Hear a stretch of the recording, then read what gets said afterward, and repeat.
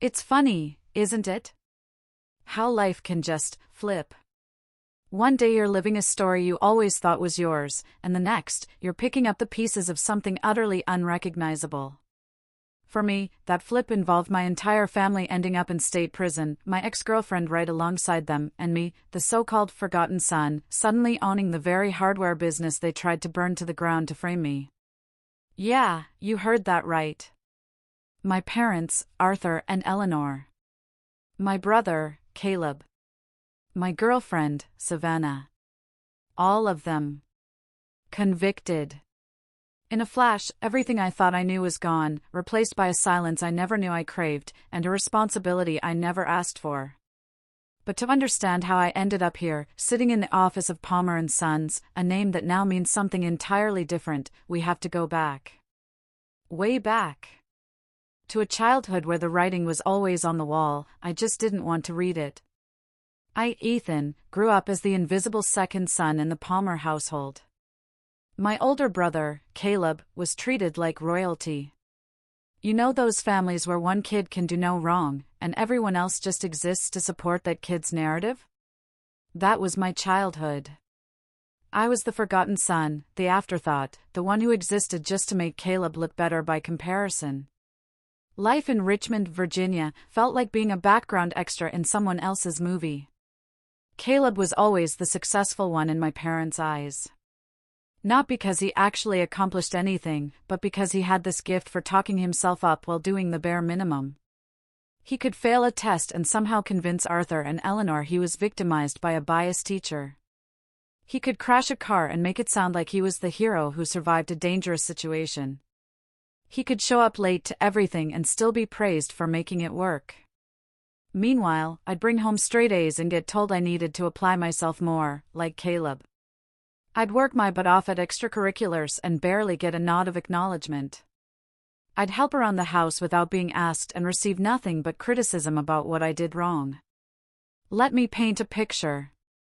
When Caleb was 16, he wrapped Arthur's truck around a mailbox while texting. Demolished the mailbox, cracked the bumper, knocked out a headlight. Their response? They bought him his own car within a month. He needed to learn responsibility. Spoiler, he wrecked that one too, 8 months later. When I was 16, I got a part-time job bagging groceries at the local supermarket. I worked every weekend, 3 evenings a week. I saved every paycheck for 2 years to buy a beat-up Honda Civic. Arthur and Eleanor's contribution? $0. Their response when I drove it home? Just don't expect us to pay for insurance or gas. You have a job now. Meanwhile, they were still paying for Caleb's insurance, even though he was 19 and had totaled a car. The favoritism wasn't just about money or possessions. It was woven into every single interaction. Every conversation revolved around Caleb. Every family gathering centered on his achievements, no matter how minor. Christmas was always a Caleb celebration, with me as an afterthought. I still remember one Christmas when I was 14. Caleb's pile of presents was stacked so high it looked like a store display, new gaming console, expensive watch, hundreds in gift cards. My pile? 4 packages. A sweater 2 sizes too big, a pack of socks, a grocery store gift card, Real Creative, Eleanor, and some self-help book about reaching my potential. Nothing I'd asked for. Nothing that showed they knew anything about me. When I looked disappointed, Eleanor just said, "Caleb's graduating soon. He needs things for his future." Never mind, I was also a high school student with my own future to think about. Never mind, I'd given her a list of things I actually wanted, most of which were cheaper than Caleb's haul. The double standards extended to everything. Caleb got a D in calculus? They hired him a tutor, blamed the teacher, and eventually got the grade changed. I got a B+ in advanced placement history? Arthur said he was disappointed and asked why I wasn't trying harder. A B+ apparently showed a lack of effort, while a D deserved sympathy and support. One Saturday in 10th grade, Caleb had a regular season basketball game. Nothing special. I had the regional finals for the academic decathlon, something I'd worked toward for months. Guess which one my parents attended? Eleanor just said, "Caleb needs the support more. You'll do fine on your own." I won first place in my category. They found out 3 days later when a neighbor congratulated them. The message was clear: Caleb mattered, and I was just there to fill space. Any achievement of mine was met with indifference or criticism, while Caleb's bare minimum efforts got standing ovations. After a while, I just stopped sharing things with them. What was the point? Caleb coasted through college on their dime, changing majors 3 times, taking 6.5 years to graduate with a business degree he's never actually used. They paid every penny of his tuition, bought him a car for campus, gave him spending money, and covered his apartment rent. I worked 2 jobs while taking a full course load. I graduated in 4 years with honors in accounting, with a job offer from a regional firm. My parents' response? A single congratulatory text from Eleanor: "Congrats. Don't forget Caleb's birthday dinner is Saturday." No card, no present, no celebration dinner.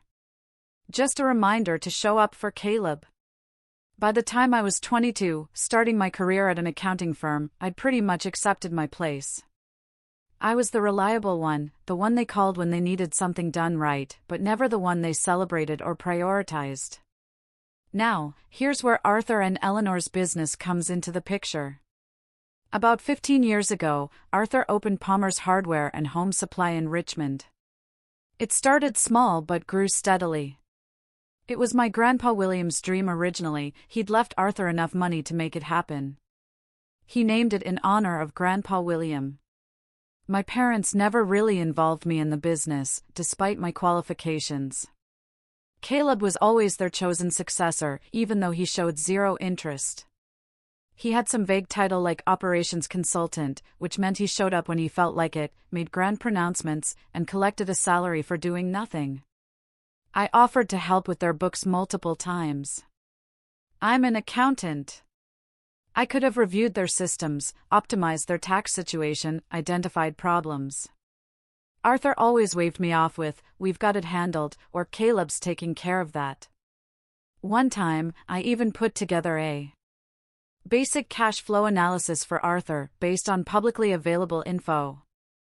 I pointed out concerning trends, suggested changes to improve margins. He glanced at it for 30 seconds, said interesting, then changed the subject.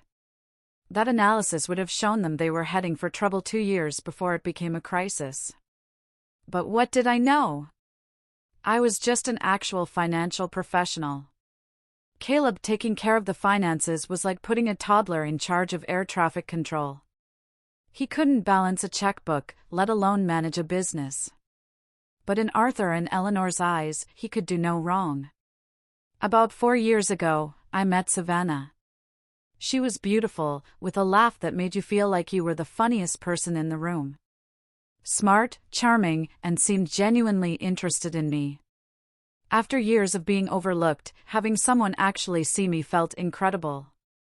We started dating, and everything seemed perfect. She was supportive, encouraged my hobbies, listened. She'd say all the right things about my family situation, too. When I'd tell her about Caleb's latest favoritism, she'd shake her head and say, "You deserve so much better." I thought I'd finally found someone who valued me. Looking back, I realized she was gathering information. Every complaint I made about my family, every detail about my finances, every frustration, she was filing away for later use. She was building a profile of me, my vulnerabilities, my relationship with my family. She knew exactly which buttons to push because I'd shown her where they all were. But I didn't see that then. We moved in together. I even started thinking about proposing. Savannah had been spending more time with my family, going to dinners without me, visiting Eleanor for coffee. I thought she was trying to bridge the gap between me and my family. What I didn't know was that she was building a very different kind of relationship with Caleb. And it wasn't the sibling-in-law variety. About 8 months before everything blew up, I started noticing things. Savannah became secretive with her phone, angled the screen away, stepped out of the room to take calls. She started going to the gym at odd hours, coming home late, claiming spin classes even though she'd never been interested before. Then, my family interactions changed. Eleanor started inviting Savannah to things without me. Caleb was suddenly very interested in our relationship, asking pointed questions about our happiness. The first real alarm bell came about 6 months ago. A client meeting canceled, so I decided to surprise Savannah. She'd told me she was visiting her sister in Charlottesville. But on a whim, I stopped by Arthur and Eleanor's house first. Savannah's car was in their driveway. I walked in through the back door and found her and Caleb sitting very close together on the living room couch. They jumped apart when they saw me. That guilty flinch. "What are you doing here?" Savannah asked, like I was the one who didn't belong. That tone should have told me everything. She claimed she changed plans last minute. Caleb said he was just there for lunch. Eleanor appeared from the kitchen and backed them up with a tight smile that didn't reach her eyes. Everything felt off, but I couldn't quite put my finger on why. I wanted to believe them. Desperately. The alternative was too painful. So, I swallowed my suspicions. Big mistake. Huge. Over the next few weeks, I paid closer attention. The late nights became more frequent. The secretive texts continued. The way Savannah would tense up whenever Caleb's name came up. I started piecing together a picture I really didn't want to see. Then one Thursday night, about 4 months ago, I did something I'm not proud of. Savannah left her phone unlocked on the nightstand while she was in the shower. After weeks of growing suspicion, I looked. What I found made my stomach drop. Months of texts between her and Caleb. Romantic texts. Explicit texts. Plans for their future once they handled things with me. Declarations of love, inside jokes, discussions about how they couldn't wait to be together openly. But worse than the affair was what else I found. Conversations with Arthur and Eleanor about some kind of plan involving the store. Messages like, once the insurance pays out, we'll have enough to start fresh. And he won't suspect anything. He's too trusting. And this will solve all our problems. I took screenshots of everything, sent them to my personal email, then deleted the email from my sent folder. Put the phone back exactly where I found it. Then I sat there in the dark bedroom, listening to the shower, processing the fact that my girlfriend, my brother, and apparently my parents were all conspiring against me for something involving insurance money. The smart thing would have been to confront them. But something told me I didn't have the full picture. If I tipped my hand too early, they might adjust their plans, cover their tracks, find a new way to do whatever they were planning. So, I made a decision that went against every instinct. I waited, watched, gathered more information. Over the next 3 weeks, I played the role of the clueless boyfriend and overlooked son perfectly. I smiled at Savannah, made small talk with Caleb, visited Arthur and Eleanor for Sunday dinners. But I was listening to everything. Watching their body language. Paying attention to who was texting whom and when. I also started digging on my own. Through public record searches and conversations with an old classmate who worked at a local bank, I pieced together a disturbing picture.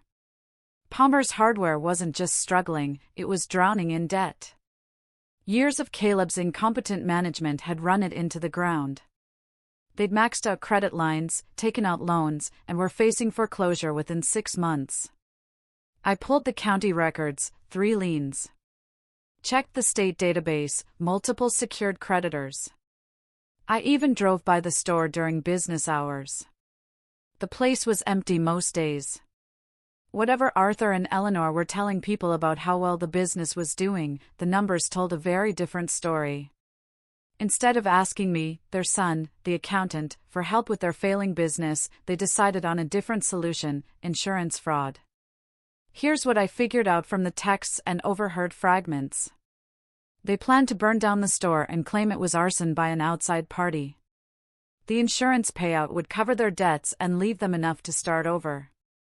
A clean slate, fresh start. But arson investigations are thorough. Insurance companies don't just hand over hundreds of thousands of dollars without asking questions. They send investigators, hire forensic experts, look for inconsistencies. They'd need someone to blame. Someone to take the fall. Someone whose motive would satisfy investigators and let them collect their money without too much scrutiny. Guess who they'd picked as their scapegoat? The son they'd been ignoring and belittling for 26 years. Me. The plan was actually pretty elaborate for a family of idiots who couldn't run a hardware store. They'd been setting me up for months. Arthur had been telling employees that I was angry about being cut out of the family business. He'd mentioned to suppliers that his younger son had resentment issues and had made vague threats about the store.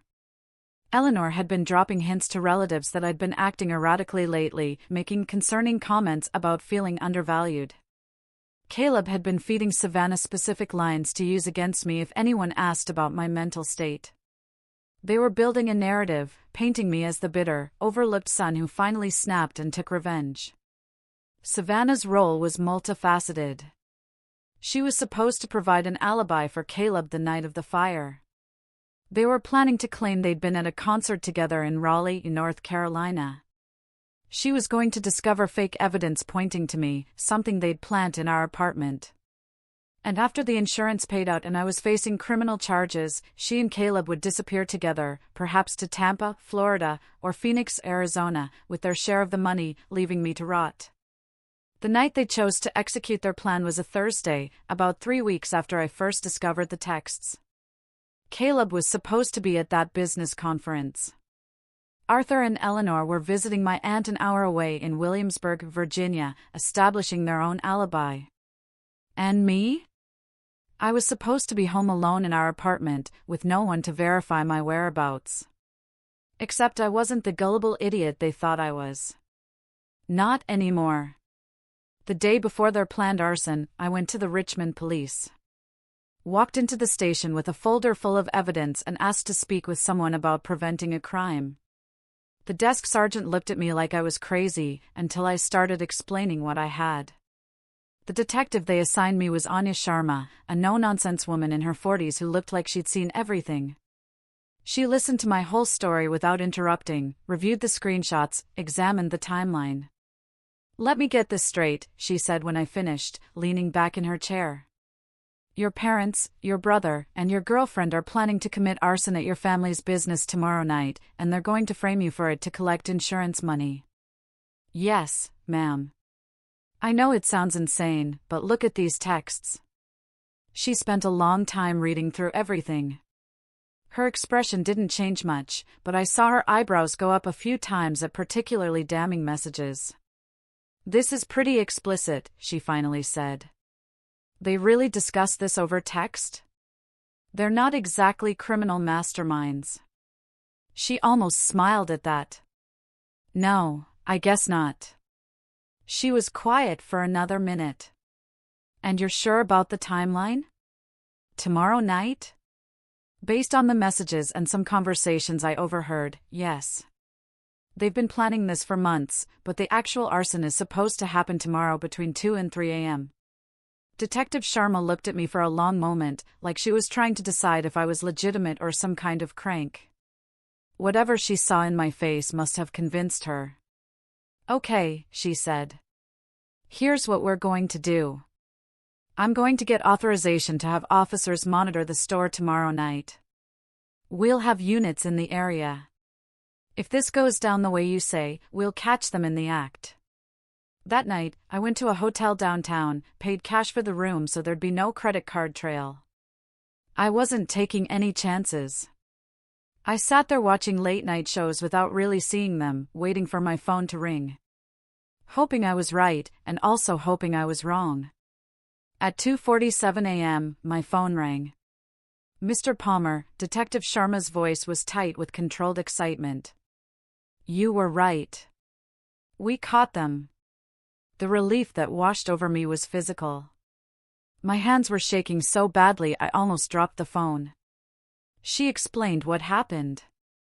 Caleb and another man, some friend of his, had shown up at the store around 2:15 a.m. with containers of accelerant.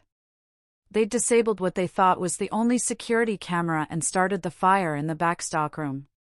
What they didn't know was that officers were watching from unmarked vehicles nearby.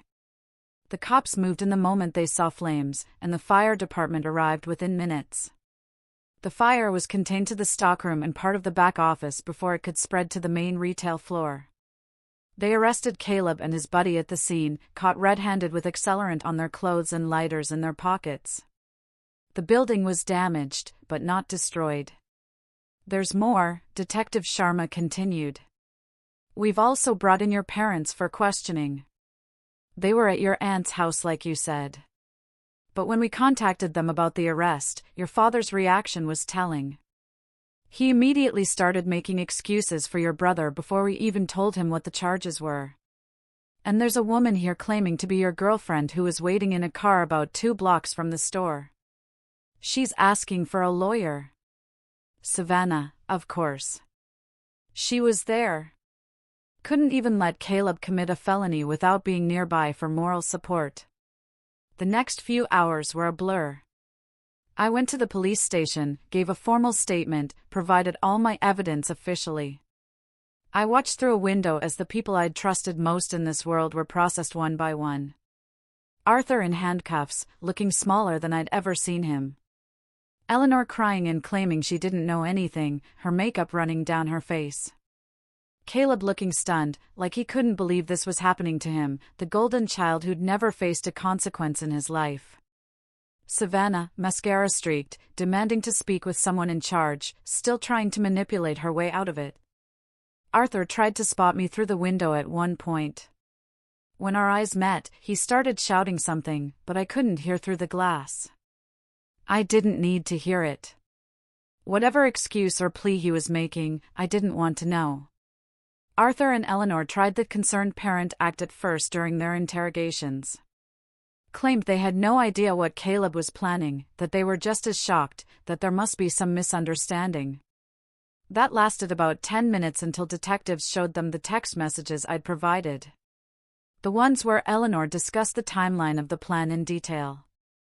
The ones where Arthur calculated exactly how much the insurance would pay out. The ones where they talked about how I'd never see it coming. Arthur actually looked at the camera during his interrogation and said I was never going to amount to anything anyway. At least this way he'd serve some purpose. Detective Sharma showed me that clip later. Said she'd seen a lot of terrible parents in her career, but that one stuck with her. The evidence against all of them was overwhelming. And here's the beautiful part. The thing that really sealed their fate. Arthur and Eleanor made one critical error in their genius plan. They forgot about the store's security cameras. A few years back, when they upgraded the security system, they thought they'd set it to only record locally, delete after 30 days, no cloud backup. Nice and private. But they'd messed up the configuration. The system had been quietly uploading everything to a cloud server the entire time. Every recording automatically backed up, stored for 2 years. Every conversation they had in the back office planning this scheme was recorded. Every time Caleb and Savannah met at the store to coordinate details, captured on video. Every piece of their conspiracy, documented, and automatically uploaded to a server they didn't even know existed. The investigators found months of footage. Arthur and Eleanor huddled in the back office, literally drawing diagrams of how they'd make the fire look like arson committed by me. Caleb and Savannah's romantic encounters in the stockroom between planning sessions. Arthur practicing what he'd say to insurance adjusters. Eleanor researching signs of arson on the office computer, presumably so they could avoid leaving them. It was like they'd filmed their own true crime documentary and then handed it to the prosecutors. On top of the video evidence, there were the texts, emails, and bank records showing money transfers between all of them. There were web searches on Arthur's computer for how insurance fraud investigations work and arson detection methods. They'd literally created a digital paper trail of their own crime. The case was so solid that the district attorney called it one of the clearest cases of conspiracy he'd seen in 20 years. They documented their own crime, he told me, every step of the way. It's like they wanted to get caught. The charges were extensive and serious. For Arthur and Eleanor, first-degree arson, insurance fraud, conspiracy to commit a felony, and filing false reports. They'd already started paperwork blaming me before getting caught. For Caleb, all of the above, plus obstruction of justice for trying to delete texts from his phone when he saw the police. For Savannah, conspiracy, accessory to arson, and fraud. The legal process took about 10 months from arrest to sentencing. During that time, I moved out of the apartment Savannah and I had shared, found a small one-bedroom place across town, and threw myself into work. The criminal trials happened in February. I was there every day, sitting in the gallery, watching the people who'd betrayed me face consequences for the first time in their privileged lives. Arthur tried to maintain his dignity, wearing suits, acting like this was all a misunderstanding. He had this look like he still expected someone to step in and fix everything for him. That facade cracked hard when the prosecutor played the security footage of him explaining to Caleb exactly how they'd make me look guilty. In the video, Arthur was laughing while explaining how my years of being overlooked would make me a believable suspect. He joked about how I'd never see it coming because I was too busy being the responsible son. He talked about how my resentment, the resentment they'd created, would make me the perfect fall guy. The jury watched. 12 people who'd never met me saw exactly what kind of father I'd grown up with. Several of them glanced over at me with something like sympathy. His attorney asked for a recess. Arthur looked like he wanted to throw up. When they came back, he couldn't make eye contact with anyone. Eleanor cried through most of her testimony, playing the victim card. She claimed Arthur had pressured her, that she was just trying to save the family business, that she never wanted to hurt me. She even said at one point that she always loved both her sons equally. Several people in the gallery audibly scoffed at that one. The prosecutor destroyed her on cross-examination.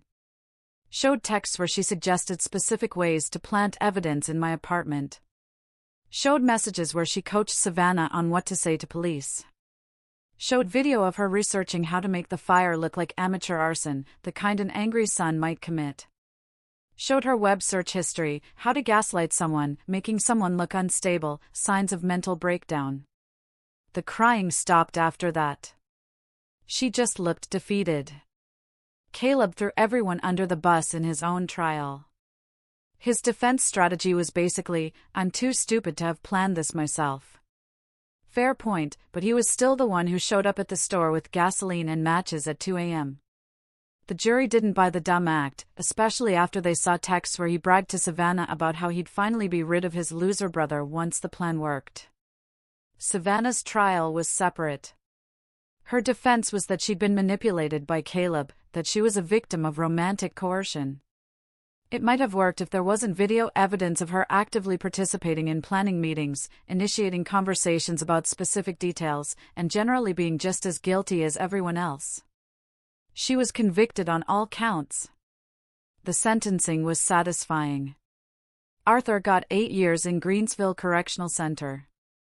Eleanor got 6 years. Caleb got 7 years plus 5 years probation after release. Savannah got 4 years. When the judge read out Arthur's sentence, I watched his face go completely white.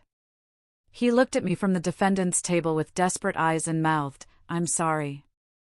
I stared back without expression and slowly shook my head. While the criminal case was pending, I did something my parents never expected. I sued them. With the help of a civil attorney named Leonard Hayes, I filed a lawsuit for intentional infliction of emotional distress, conspiracy to deprive me of liberty, and defamation. Arthur and Eleanor had spent months telling people I was unstable, that I'd made threats against the family business, all to set up their frame job. Those lies had spread through our community, damaged my reputation, and could have destroyed my career. Leonard walked me through every element. The emotional distress was obvious. The conspiracy was documented. For defamation, we had witnesses who'd heard them spreading lies, suppliers who'd been told I was dangerous, employees who'd been warned to watch out for me. The civil suit also targeted the family business directly. When Arthur and Eleanor started Palmer's Hardware 15 years ago, Grandpa William had invested the startup capital. As part of that investment, there was a clause in the original partnership agreement: if any partner was convicted of a crime involving fraud against the business, their shares would be automatically forfeited. Grandpa William had insisted on that clause. He'd seen too many family businesses destroyed by one member's greed or stupidity, and he wanted protection. Arthur and Eleanor had complained at the time, apparently, but agreed because they needed his money. They'd never bothered to remove that clause. But their conviction for attempting to defraud the insurance company triggered it. And since I was Grandpa William's surviving heir from that line of the family, and he'd included me in the original partnership documents as a contingent beneficiary, I had a claim to those forfeited shares. Grandpa William had specifically added that provision, according to his old attorney. He'd told the lawyer that he wanted to make sure the good one was protected if anything ever happened. "They literally gave you the legal weapon to take everything from them," Leonard said. "Your grandfather saw who they really were, and he planned for it. It's poetic justice." The civil case wrapped up about 2 months after the criminal convictions. With Arthur and Eleanor facing prison and their assets frozen, they couldn't mount much of a defense. The judgment went entirely in my favor. Between the partnership clause and the civil damages, I ended up with full ownership of Palmer's Hardware and Home Supply. The very business they'd tried to burn down to frame me now belonged entirely to me. When their attorney called to discuss the final settlement, Arthur apparently got on the phone to make one last plea. "It's your family legacy," he said. "Your grandfather started that business. You can't just take it from us." "Grandpa would have wanted me to have it," I replied. "You tried to destroy me. I'm just returning the favor." I hung up and never spoke to him again. The store was in rough shape after the fire and years of Caleb's management, but it wasn't beyond saving. The insurance company paid out for the fire damage. Ironically enough, since my family wasn't the one filing the claim anymore, I used those funds plus some of the civil judgment money to do a complete renovation of the damaged section, brought in a consultant to assess the business side, then started making changes. First, I let go of everyone who'd been complicit in my parents' scheme. A couple of employees knew something was going on and had kept quiet. They were gone within a week. I kept the honest workers who'd just been doing their jobs, gave them raises, and promoted a longtime manager named Maria to handle day-to-day operations. Then I restructured everything. Renegotiated supplier contracts, updated the inventory management system, implemented actual financial controls and reporting, the kinds of basic business practices that should have been in place years ago. Within 6 months, Palmer's Hardware went from hemorrhaging money to turning a modest profit. Within a year, we were actually doing well. I hired 3 new employees, expanded our tool rental program, and started a contractor loyalty program that brought in steady commercial business. Last month, I officially renamed it. Palmer's Hardware is now Palmer & Sons, with a new sign out front. I put up a photo of my grandfather near the register with a small plaque explaining that he founded the original dream. 2 weeks ago, I got a call from Greensville. Arthur wanted to add me to his approved visitor list. I declined. A week after that, a letter arrived from Eleanor. 4 pages of apologies and promises to make things right when she got out. I fed it through the shredder without finishing the first page. Caleb apparently tried to call me from Henrico County Jail 3 times before his transfer. I blocked the number after the first attempt. Savannah's mother reached out through Facebook asking if I could find it in my heart to forgive her daughter. I blocked her, too. My Uncle Gary, Arthur's brother, who'd always been the family black sheep, drove down to visit last month. We walked through the store together, and he told me stories about Grandpa William I'd never heard. How Grandpa always worried that Arthur was taking shortcuts. How he'd specifically mentioned me in his will because he wanted to make sure I was taken care of. "He saw what your parents were doing to you," Uncle Gary said. He told me once that you were the only one in that house with any integrity. Guess he was right. Uncle Gary's been helping me with the store on weekends. Turns out he knows a lot about hardware from his years in construction. We're talking about making him a minority partner if things keep going well. I'm dating someone new. Her name is Chloe. Works at the coffee shop down the street. We've been seeing each other for about 3 months. She knows the broad strokes of what happened with my family. Doesn't treat me like damaged goods. We're taking it slow, which is fine by me. The store had its best quarter ever last month. I hired another full-time employee and we're looking at expanding into the empty unit next door. The landlord gave me a good deal on the lease since I've been paying rent on time, unlike my parents who were apparently 3 months behind when everything went down. So, that's where things stand. Arthur and Eleanor are in prison, Caleb's in prison, Savannah's in prison. I own the business they tried to burn down to frame me, and it's actually thriving for the first time in years. Funny how some people have to lose everything for others to finally find their worth, isn't it?